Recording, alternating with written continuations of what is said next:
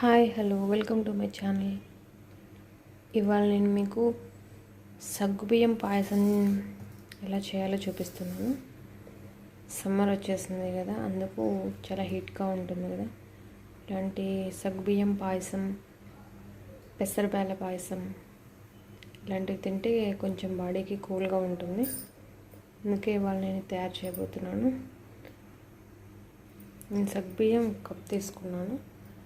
అందుకోసం 1 glass water తీసుకొని బౌల్లో వేసేసుకొని హీట్ చేసుకుంటున్నాను. అవి కొద్దిగా హీట్ అయ్యాక మనం ఆల్రెడీ నానబెట్టుకున్న సగ్గుబియ్యం వేసుకోవాలి.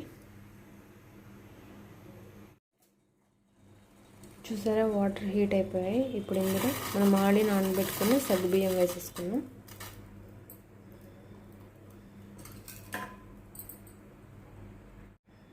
సగ్గుబియ్యం వేసాక మనం ఇలా గరిటెతో తిప్పుతూ ఉండాలి. ఇలా తిప్పుతూ స్టవ్ సిమ్లో పెట్టేసుకొని ఇవి ఉడికించుకోవాలి. ఇవి ఆల్రెడీ నానబెట్టుకున్న సగ్గుబియ్యం కాబట్టి మనకి 10 మినిట్స్లోనే ఉడికిపోతాయి.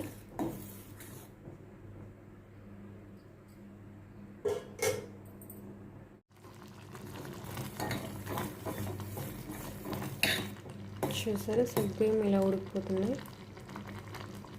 వాడి నానబెట్టుకున్నావు కాబట్టి ఆల్రెడీ కొంచెం ఉడికిపోయాయండి. ఇప్పుడు ఇందులో మనం పక్కన కాంచి పెట్టుకొని చల్లార్చిన పాలు ఇందులోకి వేసేసుకుందాం. పచ్చిపాలు వేయకండి, కొంచెం కాంచి వేసుకుంటే బాగుంటుంది.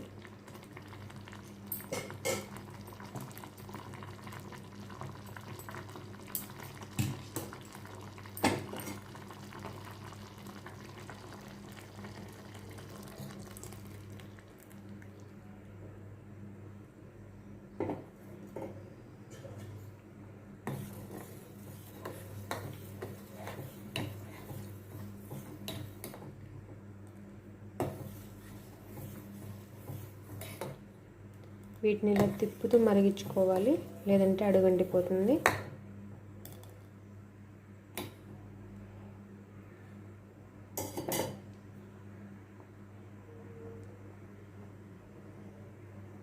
బెల్లం యాడ్ చేసుకున్నాక స్టవ్ ఆఫ్ చేసుకొని బెల్లం యాడ్ చేసుకోండి.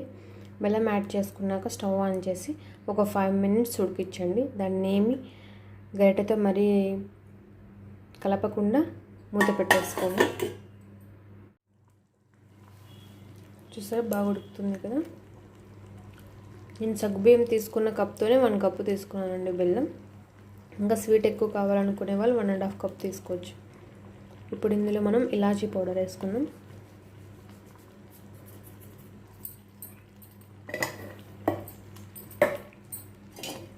దీన్ని మొత్తం కలిసేలా ఒకసారి తిప్పేసుకుందాం.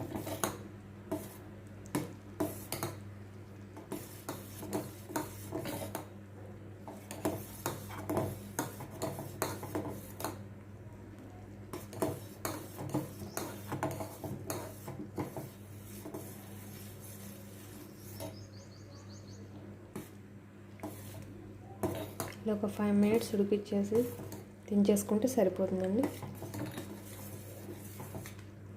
అంతలోపు మనం పక్కన చిన్న ప్యాన్ పెట్టేసుకొని అందులో డ్రై ఫ్రూట్స్ వేయించేసుకుందాం.